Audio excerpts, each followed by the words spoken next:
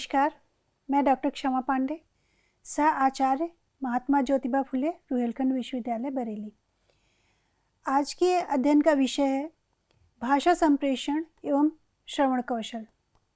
इस पाठ के अध्ययन के पश्चात आप भाषा संप्रेषण की प्रक्रिया में कथ्य एवं प्रतीक के मध्य अंतर संबंधों को जान सकेंगे, भाषा संप्रेषण की प्रक्रिया का बोध कर सकेंगे, भाषिक दक्षता की संकल्पना का बोध कर सकेंगे, श्रवण कौशल की प्रक्रिया को विश्लेषित कर सकेंगे, श्रवण कौशल का बोध कर सकेंगे, श्रवण के विभिन्न प्रकारों को वर्गीकृत करके उनका कक्षा में शिक्षण हेतु अनुप्रयोग भी कर सकेंगे, श्रवण कौशल के विकास हेतु प्रमुख बिंदुओं को विश्लेषित कर सकेंगे, अच्छे श्रोता के गुणों का वर्णन भी कर सकेंगे।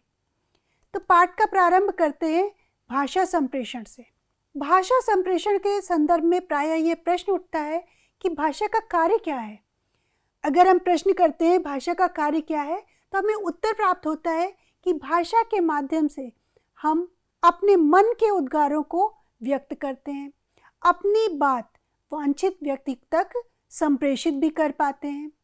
लेकिन अगर हम गहनता से विचार करें तो भाषा का कार्य इससे भी ज़्यादा है, यहीं तक सीमित नहीं है, क्योंकि मनुष्य एक विचारशील और प्रबुद्ध वर्ग की श्रेणी में आने वाला प्राणी है और उसके चिंतन और मनन इन दोनों का आधार क्या होती है? भाषा। तो भाषा सीमित नहीं है, भाषा विस्तृत है। तो फिर एक प्रश्न उठता है कि क्या मानवीय संवेदनाएं, मानवीय संचेतना के समस्त कार्य और मानवीय कार्य व्यापार क्या बिना भाषा के संभव है? और भी प्रश्न उठते हैं, क्या भाषा, विचार एवं यथार्थ आपस में मिले हुए हैं या उनमें आपस में कोई संबंध है? क्या इनके मध्य सामाजिक, मनोवैज्ञानिक, दार्शनिक या वैज्ञानिक परिप्रेक्ष्य, इनके जो अंतर संबंध होते हैं, क्या भाषा को आधार पहुंचाते हैं? इसका उत्तर हमें प्रसिद्ध दार्शनिक प्लेटो के रूप सिद्धांत में वर्णित विचारों से प्राप्त होता है। प्लेटो ने कहा कि यद्यपि भाषा एक अमूर्त अवधारणा है जिसे रूप या आकार कहते हैं, एक शाखा के रूप में अपना अर्थ रखते हैं, लेकिन अंततः भाषा वास्तविकता पर आधारित होती है। इनके विचारों को समर्थित करते हुए जॉन लॉक कहते हैं कि आसपास की वस्तुओं में हमारी इंद्रियों को जिस प्रकार की अनुभूति मिलती है वह दिमाग तक पहुंचती है और इसी प्रकार गर्म, ठंडा, मुलायम आदि धारणाएं हमारे दिमाग में बनती हैं। आगे बात करें तो भाषा का जो विकास है वह क्रमशः हुआ। भाषा की ध्वन्यात्मक प्रकृति के कारण ही मनुष्य बाह्य वातावरण एवं उसके जो विशिष्ट गुण होते हैं उनके मध्य संबंध विकसित करते हुए प्रतीकात्मक शब्दों को सृजित करने में सक्षम हो पाया। मनुष्य ने भाषिक शक्ति से शनैः शनैः सामाजिक संरचना के साथ साथ सांस्कृतिक विकास भी किया।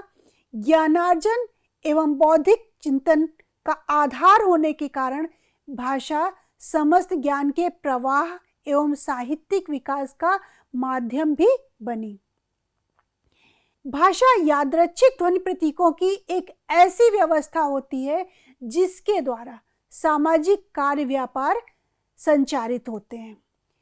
वास्तव में जो भाषा का स्वरूप है वो प्रतीकात्मक ही होता है और यह प्रतीकात्मक स्वरूप संप्रेषण के जो विविध कार्यकलाप होते हैं उनके संदर्भ में प्रयोग किया जाता है और भाषा के लिए प्रयोग में लाए जाने वाले प्रतीक संकल्पना के रूप में साधारणीकृत होते हैं और जब संप्रेषण के संदर्भ में प्रयोग किए जाते हैं तब भावों एवं विचारों का बोध कराते हैं।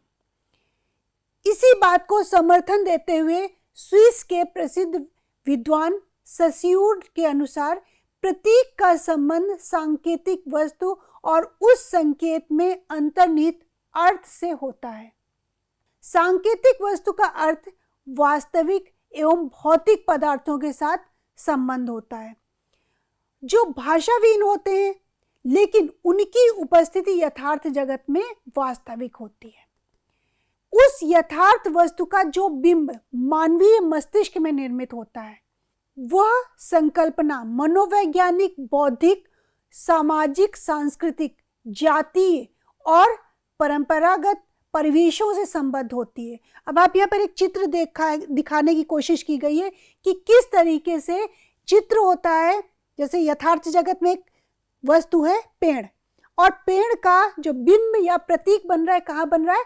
मानवीय मस्तिष्क में, और वो बिंब क्या है? भाषा के रूप में अपना स्थान ग्रहण कर लेता है।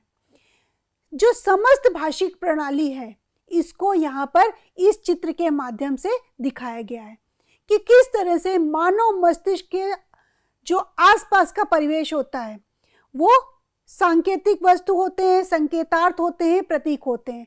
फिर जो परिवेश होता है आपका, वो मानव मस्तिष्क के चारों तरफ होता है। वो सामाजिक परिवेश होता है, पारिवारिक परिवेश होता है और मनोवैज्ञानिक परिवेश होता है। इन परिवेश से संबद्ध होते हुए जो प्रतीक होते हैं, प्रतीक किसके होते हैं? वास्तविक वस्तु के।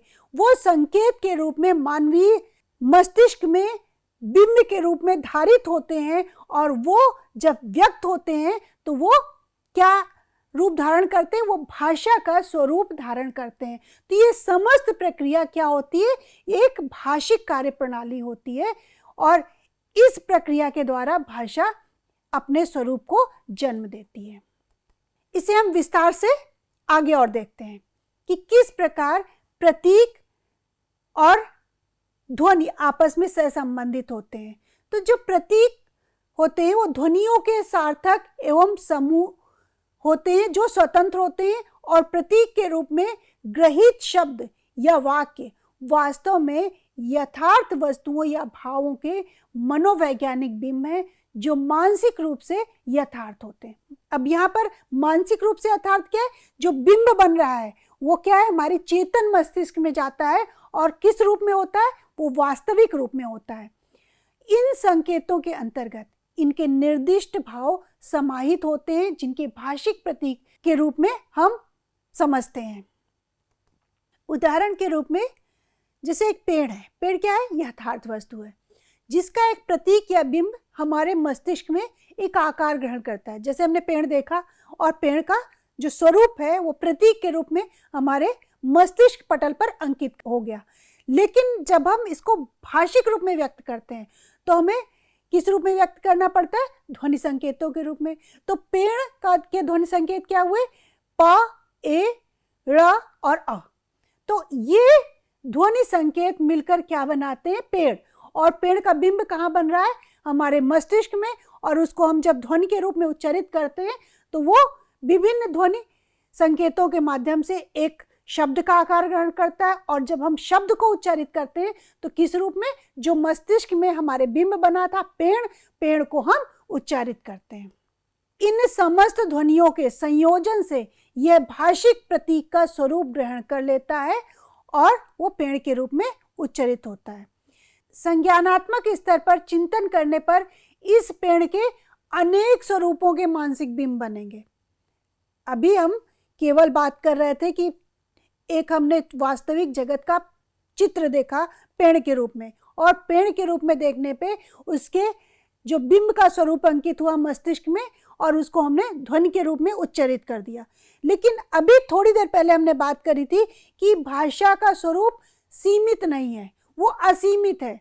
अगर हम बौद्धिक या संज्ञानात्मक स्तर पर चिंतन करते हैं तो पेड़ के ही अनेक स्वरूप हैं, और अनेक स्वरूपों के बिंब हमारे मस्तिष्क में बनते हैं। जैसे छोटा पेड़, वो भी तो हमने वास्तविक जगत में देखा है। बड़ा पेड़, बड़े पेड़ का भी बिंब हमारे मस्तिष्क पटल पर अंकित है।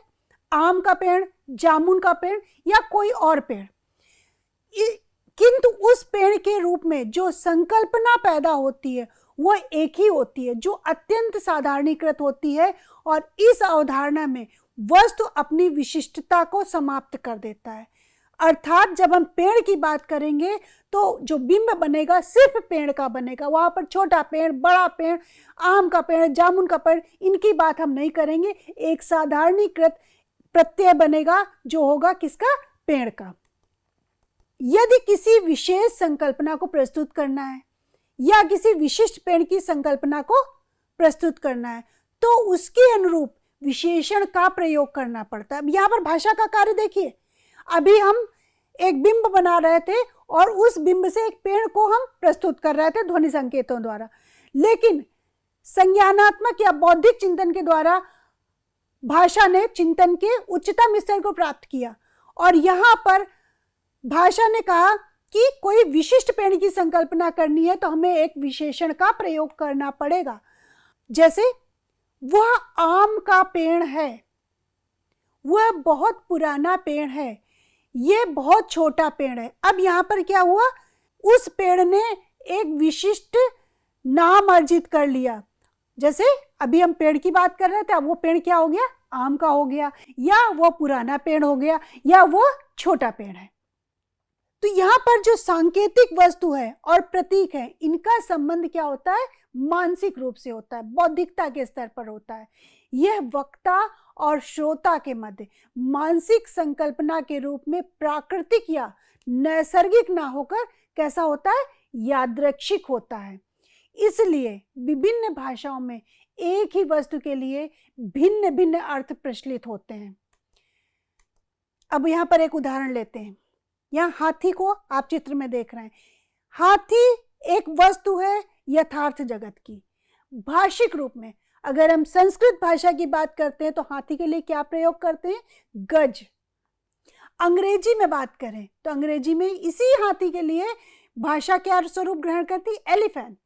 फ्रेंच में एलिफाउंड, मंदारियन चाइनीज में ताशियान, ये शब्द प्रचलित हैं। तो अब आप यहाँ पर देखें, यथार्थ जगत में हाथी जिसका बिंब सबके मस्तिष्क में एक ही है, हाथी का स्वरूप एक ही है, लेकिन भाषिक संदर्भ में उसने अलग अलग ध्वनि संकेतों का प्रयोग किया।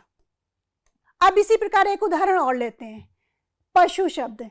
पशु शब्द हिंदी में यदि बात करें तो हिंदी में इसे क्या कहते हैं? जानवर। ये जानवर को उद्बोधित करता है। अब इसी पशु शब्द को हम मलयालम भाषा में देखें तो ये किसके लिए संबोधित किया जाता है? ये गाय के लिए संबोधित किया जाता है। तो यहाँ पर फिर देखिए, बिंब एक है, भाषिक संदर्भ में उसके ध्वनि संकेत या ध्वनि उच्चारण परिवर्तित हो गए। तो ये भाषिक कार्य प्रणाली होती है।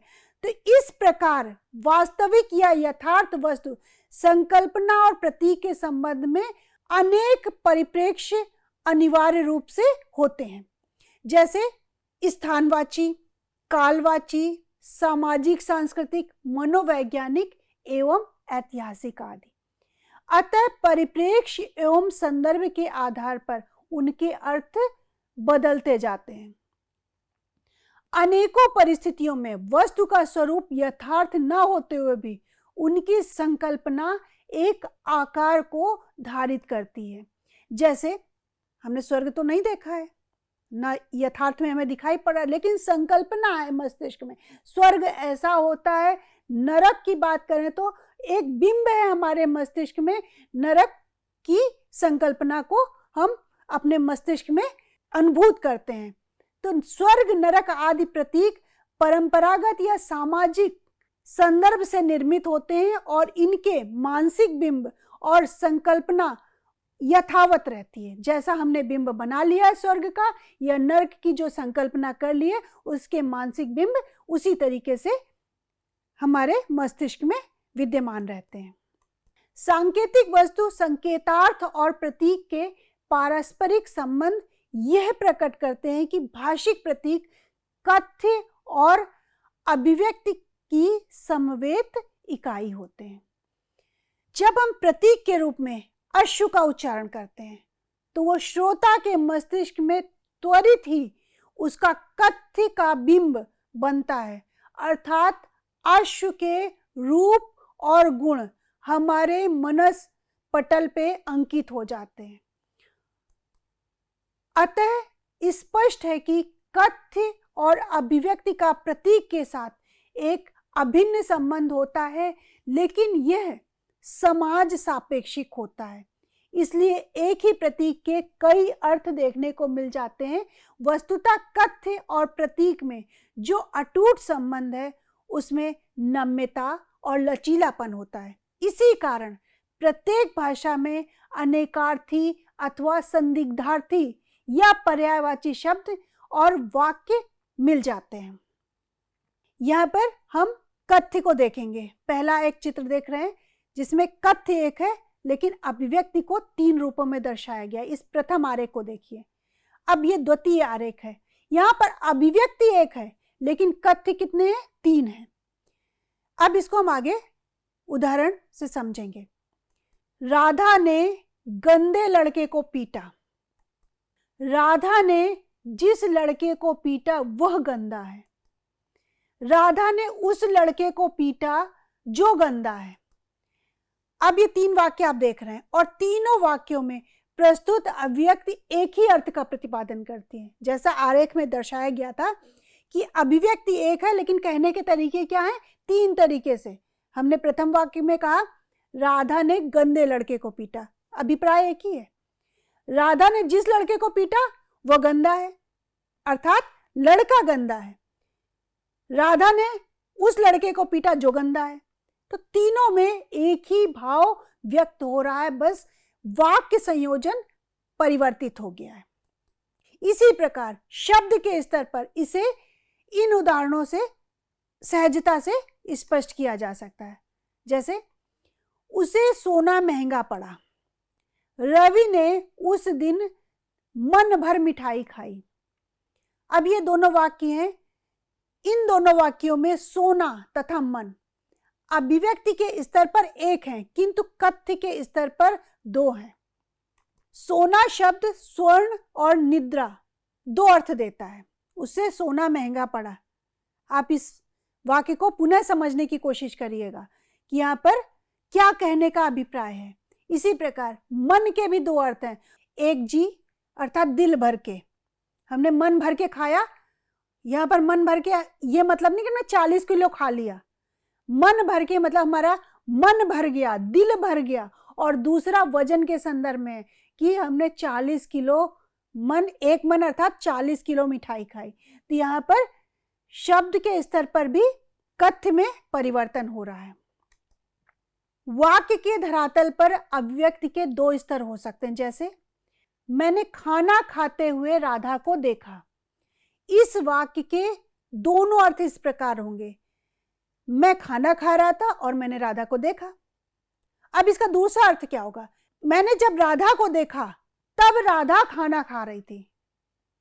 वाक्य को पुनः हम पढ़ते हैं, मैंने खाना खाते हुए राधा को देखा, अर्थात जब मैं खाना खा रहा था तब मैंने राधा को देखा। और दूसरा अर्थ इसका क्या निकल रहा है? मैंने जब राधा को देखा तब राधा खाना खा रही थी। तो वाक्य के स्तर पर भी अभिव्यक्ति बदलती है। इस प्रकार स्पष्ट है कि भाषा को कथ्य अर्थात अर्थ और अभिव्यक्ति अर्थात ध्वनि दोनों के आधार पर विश्लेषित किया जा सकता है। किंतु वक्ता के भीतर जो व्याकरण अव्यक्त रूप में निहित होता है वह संदर्भ में बाहर नहीं होता, बल्कि उसके अनुप्रयोग संबंधी नियमों का बोध होता है। यह भाषिक दक्षता मौखिक अभिव्यक्ति या लेखन के माध्यम से व्यवहार में आने पर विभिन्न भाषाई कौशलों अर्थात बोलना, सुनना तथा लिखना, पढ़ना आदि के रूप में कार्यान्वित होती है। इस प्रकार भाषिक कौशलों का विकास व्यक्ति की भाषिक क्षमता और उसके व्यवहारिक रूपों में होता है। अब बात करेंगे भाषिक दक्षता की। भाषिक कार्यप्रणाली को समझने के बाद भाषिक दक्षता भी आवश्यक है, क्योंकि जो कार्यप्रणाली हम समझेंगे उसके संदर्भ में जो पाठक है या लेखक है या वक्ता है या श्रोता है उसमें भाषिक दक्षता का होना अनिवार्य है। भाषिक दक्षता के संदर्भ में हम बात करें तो मानव या समाज से शुरू करते हैं। मानव एकांतवादी साधक नहीं होता। क्या होता है वो एक सामाजिक प्राणी है। वह स्वयं को व्यक्त करना चाहता है। वह अभिव्यक्ति अभाषिक तथा भाषिक दोनों प्रकार से कर सकता है। भावनाओं के अभिव्यक्ति हेतु वह कुछ बोलता है या कभी लिखता है। दोनों ही रूपों में अभिव्यक्ति तो होती है, या तो हम बोलते हैं या लिखते हैं। व्यावहारिक दृष्टि से वाणी का मूल्य लिखने से कहीं अधिक होता है। कैसे? अब मित्रों के मध्य हम जब वार्तालाप करते हैं या संलाप करते हैं या साधारण वार्तालाप करते हैं, पारिवारिक तथा समस्त जो सामाजिक कार्य व्यापार होते हैं वो किससे संपादित होते हैं? हमारे वाणी द्वारा ही संपादित होते हैं।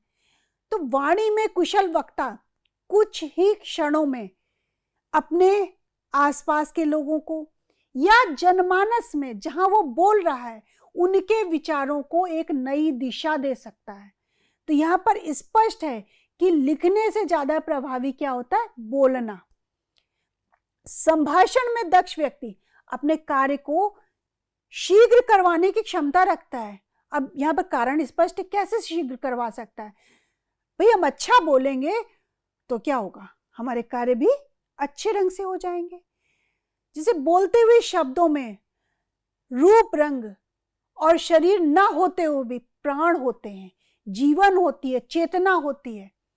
अब हमने अपनी वाणी को ऐसा अलंकृत कर दिया कि वाणी में व्यक्तित्व का सम्मिलन इस प्रकार हुआ कि हमारे जो हाथ है, नेत्र हैं, मुख हैं और मुद्राएं हैं वो क्या है?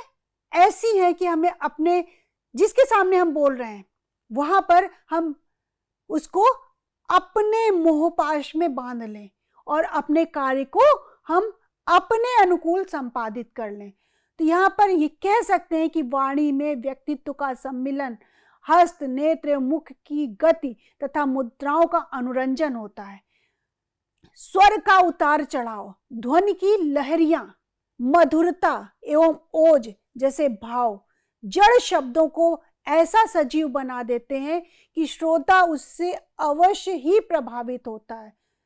भाषा क्या होती है? हम बात कर रहे हैं, कोई रो रहा है तो रोता है तो हम उसे हंसा देते हैं। अरे कोई हंस रहा है और हमने कोई ऐसी गलत बात कह दी, कटु बात कह दी तो हम क्या करते हैं? हंसते को रुला देते हैं। तो भाषा क्या है? भाषा एक खेल है। हम भाव परिवर्तित कर देते हैं भाषा के द्वारा, व्यक्ति के संवेग को परिवर्तित कर देते हैं। तो भाषा एक जादूगर की तरह कार्य करती है। अब लिखित लिपि की बात करें तो उसके लिए क्या आवश्यक है? साक्षर होना। किंतु वाणी तो सामान्य अशिक्षित जनता को भी उद्वेलित करने की क्षमता रखती है। इस संदर्भ में तारकेश्वर सिंह ने एक बहुत ही उच्च कोटि का उदाहरण प्रस्तुत किया था मालवीय जी के संदर्भ में। आप सभी जानते हैं मालवीय जी, मदन मोहन मालवीय जब बोलते थे तो जो श्रोता होते थे मंत्र मुग्ध होकर उनकी बात सुनते थे। तो इस संदर्भ में तारकेश्वर प्रसाद सिंह लिखते हैं कि पूज्य मालवीय जी के मुख से एक एक शब्द मोती की तरह निकलते थे। श्रोता के हृदय पर वो टाइप मशीन के अक्षर के समान छपता चला जाता था। अब आप यहाँ पर वाणी की प्रभावशीलता देखिए कि कोई महान पुरुष बोल रहा है और वो शब्द क्या है? मोती के समान, और जो सुनने वाला है उनको अपने अंदर ऐसे अंकित करता जा रहा है जैसे कोई उसे ऐसी वस्तु प्राप्त हो गई जो अनमोल है या अमूल्य है। तो वाणी या भाषिक दक्षता क्या है? एक अपने आप में ईश्वर प्रदत्त उपहार है। सुंदर निबंध, विचारपूर्ण गंभीरता से प्रस्तुत व्याख्यान यही होता है, इसके अतिरिक्त कुछ नहीं। अतः मौखिक संभाषण द्वारा प्रभावोत्पादक लेख लिखने की शक्ति उत्पन्न होती है। यदि विद्यार्थी को शुद्ध उच्चारण तथा आवश्यक यति गति सहित स्पष्टता से बोलने का प्रशिक्षण दिया जा चुका हो, तब ऐसी स्थिति में वह निश्चय ही शुद्ध एवं प्रभावी लेख लिखने में समर्थ हो सकेगा। भाषा प्रयोग के लिए 4 क्रियाएं जिन्हें हम दक्षताएं कहते हैं वो सम्मिलित होती हैं। भाषा का बोलना, भाषा का सुनना, पढ़ना और लिखना। जिन्हें हम क्या कहते हैं? श्रवण, अभिव्यक्ति, पठन एवं लेखन। ये भाषा की 4 दक्षताएं होती हैं। श्रवण कौशल से हम प्रारंभ करेंगे। प्रथम दक्षता है, तो श्रवण कौशल का अभिप्राय उच्चरित ध्वनि को शुद्ध एवं स्पष्ट तरीके से सुनने की क्षमता है। श्रवण शब्द की उत्पत्ति श्रु धातु से हुई है, जिसका शाब्दिक अर्थ है सुनने की क्रिया, ध्यानपूर्वक सुनना, अध्ययन करना, अधिगम या सीखना आदि। श्रवण का संबंध सुनने की विभिन्न क्रियाओं से होता है, जैसे ध्यानपूर्वक सुनना, अधिगम करना, मौखिक संवाद या संभाषण करना आदि। श्रवण का अभिप्राय मात्र ध्वनियों को सुनना ही नहीं है, बल्कि सुनी हुई बात को चिंतन मनन करके उसकी उपयोगिता का या उपयुक्तता का विश्लेषण करना, साथ ही स्वयं की अवधारणा विकसित करके उसके अनुसार आचरण एवं व्यवहार करने जैसी क्रमबद्ध प्रक्रियाएं शामिल होती हैं। कौशल भी समझ लेते हैं कि कौशल क्या होता है। कौशल किसी कार्य को करने की क्षमता या योग्यता को संदर्भित करता है, अर्थात श्रवण कौशल सुनने की एक ऐसी प्रक्रिया है जिसमें वक्ता के द्वारा प्रेषित ध्वनि संकेत या संदेश का भावबोध उचित संदर्भ में समझना और उसके अनुकूल अनुक्रिया करना शामिल होता है। श्रवण भाषा सीखने की प्रक्रिया का प्रथम या प्रारंभिक सोपान होता है। इसके बाद अन्य दक्षताएं आती हैं, जिसके अंतर्गत ध्वनि संकेतों को ग्रहण किया जाता है, उसके उपरांत उनका अनुकरण किया जाता है, जो बाद में चलकर भाषा का स्वरूप धारण करती हैं। श्रवण एक सक्रिय एवं चेतन प्रक्रिया होती है। सक्रियता एवं सचेतन मन के अभाव में, अगर हम सक्रिय नहीं है और हमारे मन अचेतन है, अवचेतन है, तो ऐसी स्थिति में श्रवण संभव नहीं है। हम किसी की बात ही नहीं सुन पाएंगे अगर हम अवचेतन हैं। इस आधार पर कह सकते हैं कि श्रवण कौशल का अभिप्राय बालक में ऐसी योग्यता विकसित करना जिससे वह किसी कथन को ध्यानपूर्वक सुन सके, उसका उचित अर्थ समझ सके, सुने हुए कथ्य को विश्लेषित कर उसमें चिंतन एवं विमर्श कर सके और उसके आधार पर एक अपनी विचारधारा बना के उचित निर्णय भी ले सके। बालक जो होता है जन्म के आरंभ से ही अपने आसपास के परिवेश की ध्वनियों को सुनना प्रारंभ कर देता है, और जो आयु बढ़ने के साथ साथ धीरे धीरे ये ध्वनि संकेत बढ़ते जाते हैं और बालक की जो संज्ञानात्मक स्तर है वो भी बढ़ता जाता है। तो जो सुनी हुई ध्वनियां प्रारंभिक आयु में सार्थक नहीं थी, वो धीरे धीरे उसके लिए सार्थक ध्वनियां बनने लगती हैं। सार्थक ध्वनियां कैसे? क्योंकि वो सुनी हुई भाषा का अर्थ भी समझने लगता है। तो जो बालक है, वो बालक का जो भाषा विकास होता है सुनी गई ध्वनियों के अनुकरण पर ही अवलंबित होता है। अब यहाँ पर एक उदाहरण देते हैं कि भाषा का विकास किस प्रकार से प्रारंभिक अवस्था पर शुरू हो जाता है। इसके संदर्भ में एक कहानी प्रचलित है वीर अभिमन्यु की। वीर अभिमन्यु की जो कहानी है वो श्रवण शक्ति के इसी महत्व को दर्शाती है। एक किंवदंती है कि अभिमन्यु जब अपनी माता के गर्भ में थे तब उनके पिता अर्जुन ने चक्रव्यूह भेदने की विधि की कहानी या उस विधि को उनकी माता सुभद्रा के समक्ष सुनाया था।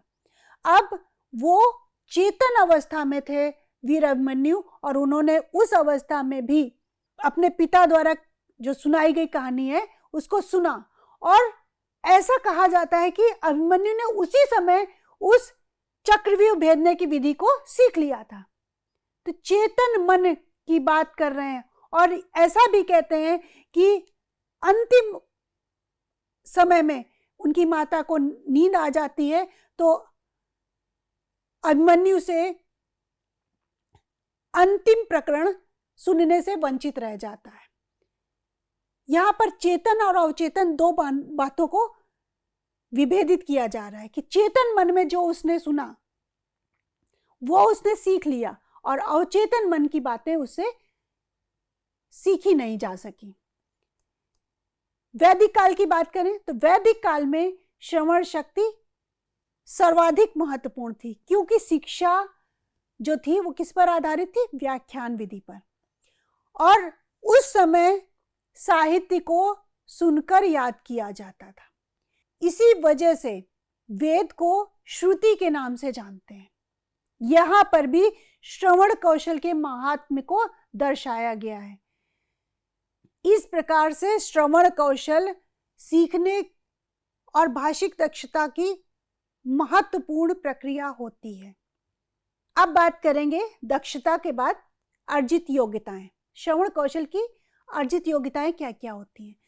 सुनकर अर्थ ग्रहण करने से अभिप्राय यह है कि छात्रों में कौन कौन सी योग्यताएं आ जानी चाहिए।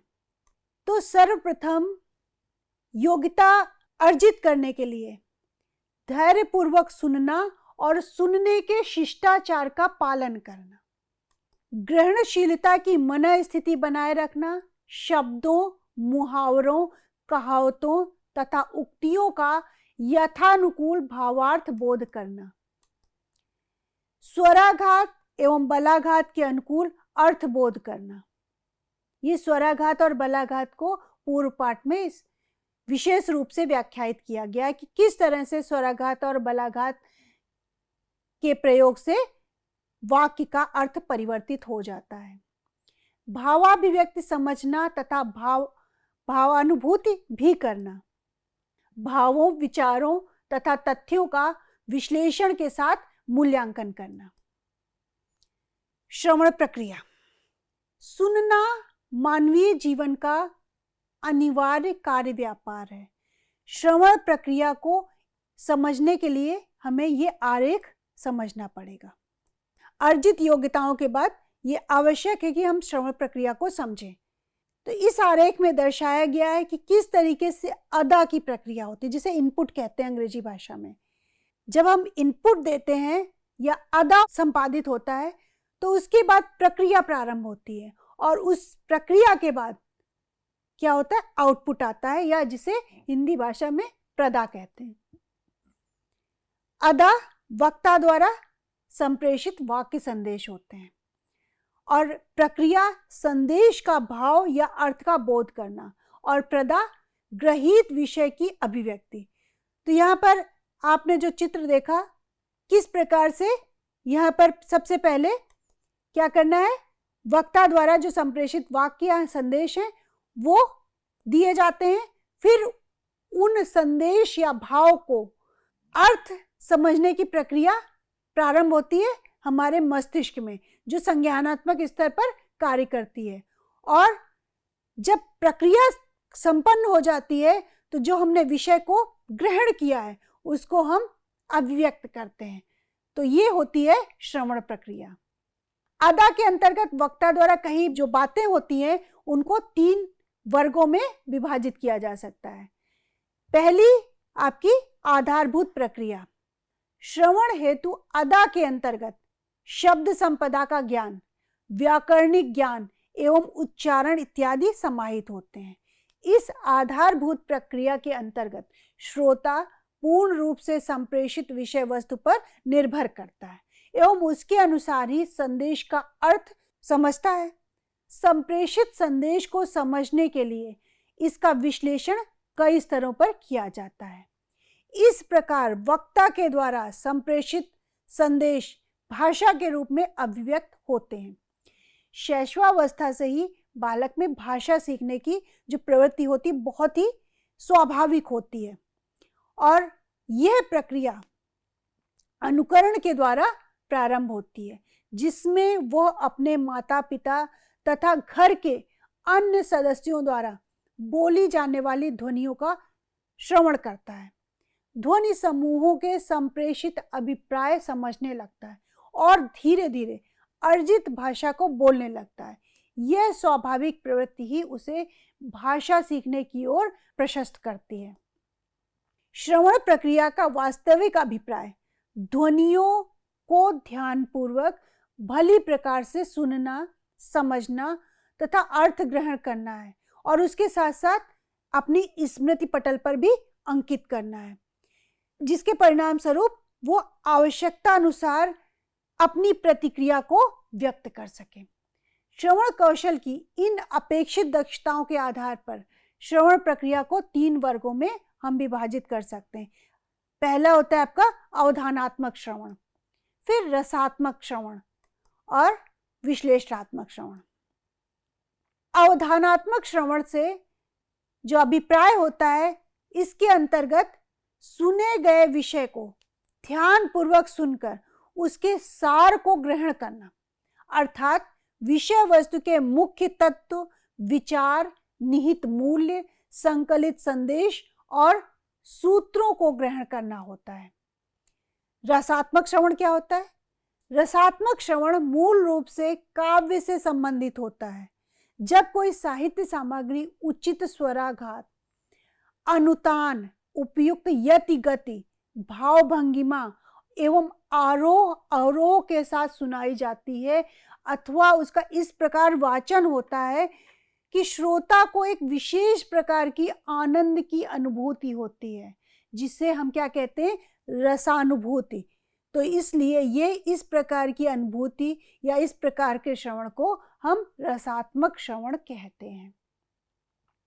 विश्लेषणात्मक श्रवण, इसमें श्रोता श्रुत सामग्री में प्रस्तुत विचारों, भावों आदि पर तुलनात्मक दृष्टि से विचार एवं विमर्श करता है। श्रुत सामग्री का विश्लेषण अपने पुराने अनुभवों के आधार पर करके एक उचित निष्कर्ष निकालता है। भाषिक संप्रेषण एवं भाषिक संभाषण का आधार जो होता है वो विश्लेषणात्मक श्रवण ही होता है। अभी हमने तीनों संप्रेषण की बात की, अवधानात्मक, रसात्मक और विश्लेषणात्मक।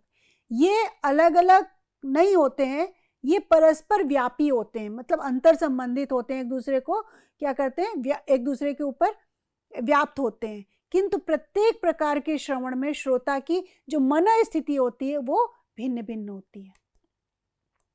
श्रवण कौशल को हम किस प्रकार विकसित कर सकते हैं, उसकी विधियां क्या हैं?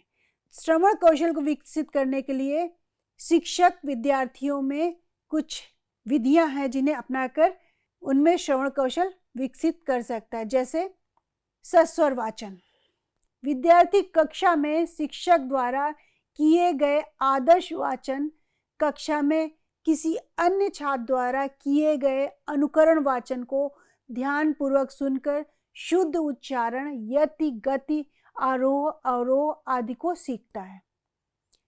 दूसरी विधि है कहानी कथन एवं व्याख्या।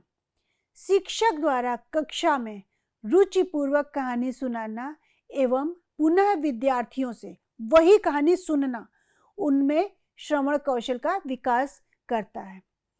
इस प्रक्रिया में त्वरित पृष्ठपोषण प्राप्त होता है कि छात्रों ने जो कहानी सुनी है उससे क्या सीखा, या विद्यार्थियों ने कहानी सुनी भी है या नहीं सुनी, और कहानी को रोचक ढंग से प्रस्तुत करने में उनको कहानी सुनने हेतु आकर्षित भी किया जा सकता है। अब ऐसा नहीं कि आप जाके कक्षा में वाचन कर दें, कहानी के कथ्य के अनुसार उसको वाचन करने की जो विधि है वो विद्यार्थियों हेतु रुचिकर होनी चाहिए, तभी विद्यार्थी उसे ध्यानपूर्वक सुनेंगे।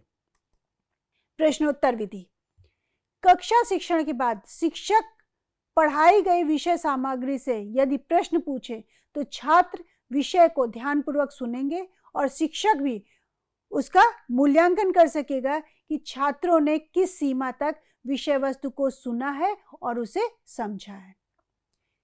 भाषण विधि, भाषण से भी श्रवण कौशल विकसित किया जा सकता है। यदि भाषण समाप्ति के बाद प्रश्नोत्तर सत्र का आयोजन किया जाए तो विद्यार्थी सचेत रहेंगे और ध्यान पूर्वक विषय वस्तु को सुनने के लिए बाध्य होंगे, और यह विधि विद्यार्थियों को भाषण सुनने के लिए प्रेरित भी करेगा। श्रुतलेख श्रवण कौशल विकसित करने की एक महत्वपूर्ण विधि है। सामान्य रूप से श्रुत लेख लेखन कौशल हेतु उपयोग में लाया जाता है, परंतु इसकी सहायता से श्रवण कौशल को भी विकसित किया जा सकता है, क्योंकि श्रुत लेख सुनकर लिखना होता है। जो छात्र ध्यानपूर्वक सुनेगा वही विषय सामग्री को शुद्धपूर्वक लिख पाएगा, और अगर उसने ध्यान से नहीं सुना तो इसकी स्मृति से कुछ वाक्य या शब्द या वाक्यांश छूट जाएंगे और उसका जो लेखन है वो कैसा होगा, त्रुटिपूर्ण हो जाएगा। इसलिए श्रुत लेख का श्रवण कौशल में अत्यंत महत्वपूर्ण स्थान है। दृश्य श्रवण सहायक सामग्री का प्रयोग। कक्षा शिक्षण में विभिन्न दृश्य सामग्रियों का प्रयोग किया जा सकता है। जैसे यहाँ पर आप चित्र में देख सकते हैं कि कौन कौन सी दृश्य श्रव्य सामग्री श्रवण कौशल को विकसित कर सकती हैं। जैसे टेप रिकॉर्डर हो गया, रेडियो हो गया, चलचित्र हो गया, कंप्यूटर हो गया, या आईपॉड हो गया, मोबाइल भी हो सकता है। इस तरीके से विभिन्न दृश्य श्रव्य सामग्री होती है जिन्हें हम कक्षा शिक्षण में उपयोग में लाकर विद्यार्थियों में श्रवण कौशल को विकसित कर सकते हैं। श्रवण कौशल के विकास हेतु कुछ प्रमुख बिंदु होते हैं जिन्हें कक्षा शिक्षण में शिक्षकों को ध्यान में रखना आवश्यक होता है। प्रथम है, वक्ता द्वारा प्रयुक्त भाषा श्रोता के स्तर के अनुकूल होनी चाहिए। श्रोता को प्रयुक्त शब्दावली के साथ व्याकरणिक नियमों का भी ज्ञान होना चाहिए। वक्ता का उच्चारण स्पष्ट एवं शुद्ध होना चाहिए, क्योंकि समानार्थी शब्दों या शब्द विपर्य होने से अर्थ परिवर्तित हो सकता है। वक्ता को विषय वस्तु प्रस्तुतिकरण के समय श्रोता की अपेक्षाएं क्या हैं, उसकी रुचियां क्या हैं, जिज्ञासा क्या है और क्या सुनना चाहता है, उसकी उत्सुकता क्या है, इन्हें भी ध्यान में रखना चाहिए। विषय वस्तु को प्रभावी ढंग से समझने के लिए उसके अनुसार ही परिवेश का भी सृजन किया जाना आवश्यक होता है, जिसमें यथा आवश्यक संकेत, भाव मुद्रा, ध्वनि आदि के प्रयोग की संभावना बनी रहती है। श्रोता की मन स्थिति का सदैव ध्यान रखा जाना चाहिए एवं उसे सुनने के लिए बाध्य नहीं किया जाना चाहिए। जैसे हम किसी कक्षा में गए, अब विद्यार्थी इतने थके हुए हैं और विषय बहुत गंभीर है, तो विद्यार्थियों की मन स्थिति ऐसी नहीं होती है कि वो गंभीर विषय को सुन सकें। इसलिए हमें शिक्षक के रूप में ध्यान में रखना चाहिए कि शिक्षक बाध्य तो नहीं हमारी बात सुनने के लिए, तो वातावरण सहज हो और विद्यार्थियों के मन स्थिति भी हमारी बात सुनने के अनुकूल होनी चाहिए।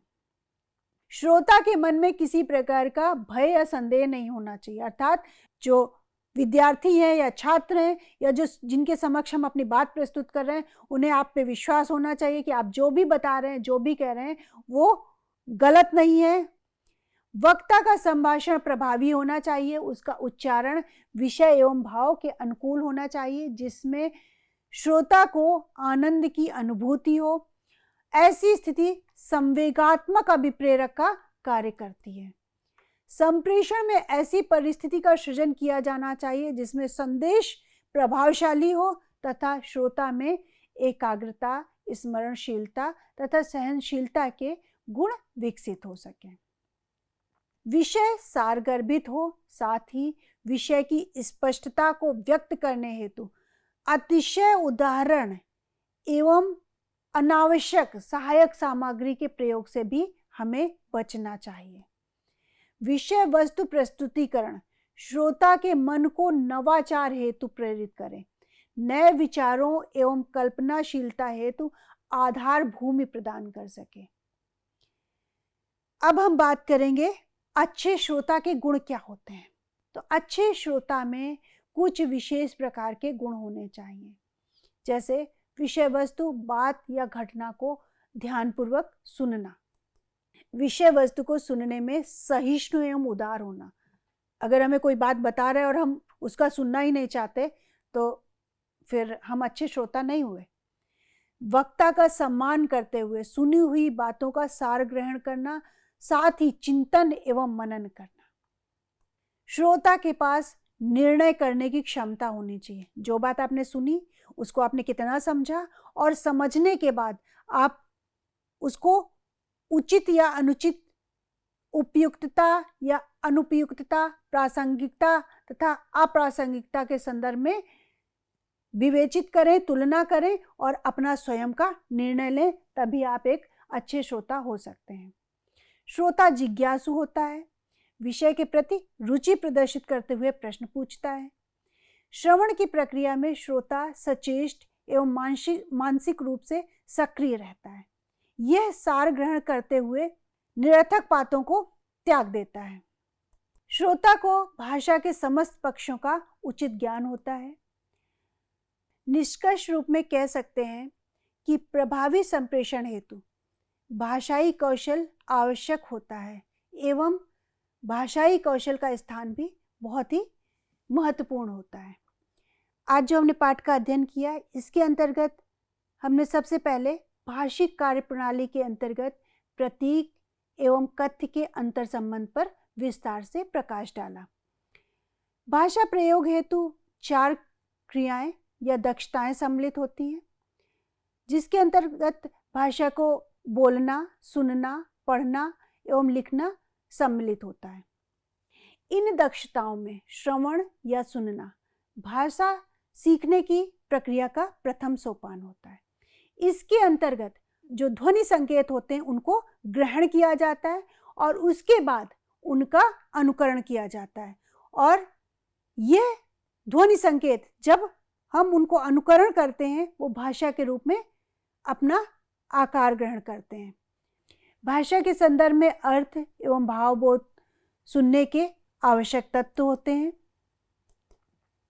इस प्रकार जब कोई व्यक्ति हमारे सामने अपने भाव एवं विचार मौखिक भाषा के माध्यम से अभिव्यक्त करता है और हम उसे सुनकर यथा भाव एवं विचार समझते और ग्रहण करते हैं, तो हमारी यह क्रिया सुनना या श्रवण कहलाती है।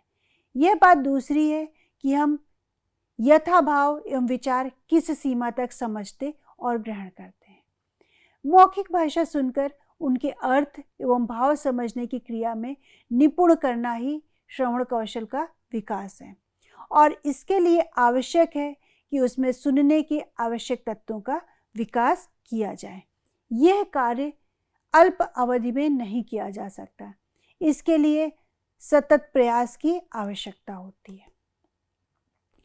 भाषा एक कला है, दूसरी कलाओं की भांति इसे सीखा जाता है और सतत अभ्यास से इसमें प्रवीणता या दक्षता आती है। जिस प्रकार दूसरी कलाओं में साधना की आवश्यकता होती है, उसी प्रकार भाषा सीखने के लिए भी साधना की आवश्यकता होती है। साधना का दूसरा नाम अभ्यास है। कला की साधना अंततः आदत बन जाती है। शुद्ध एवं शिष्ट बोलने वाले व्यक्ति को यदि व्याकरणिक नियमों का स्मरण ना भी हो, लेकिन जन संभाषण में स्वतः उसके मुख से व्याकरण सम्मत शुद्ध भाषा ही निकलती है, और यह केवल अभ्यास द्वारा ही संभव होता है। इस प्रकार आज का पाठ यहीं समाप्त होता है, और अगले पाठ में भाषा दक्षता के अंतर्गत अभिव्यक्ति कौशल या मौखिक आत्म प्रकाशन का विस्तार पूर्वक अध्ययन किया जाएगा। धन्यवाद।